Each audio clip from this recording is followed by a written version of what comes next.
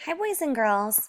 For this activity, you are going to practice labeling a picture.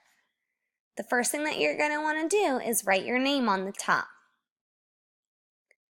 You're going to notice on this picture, there's no words for you to choose from.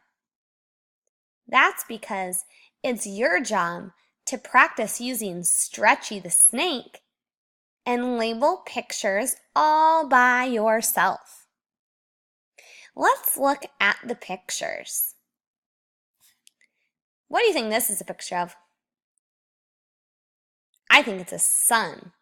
So in this box with my pencil, I'm going to stretch out the word sun. Sun. Do you know what this is a picture of? A house. Can you sound out house? Mailbox. Tree.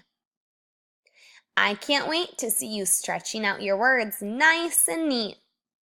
When you're done, you can color in the picture. Have fun!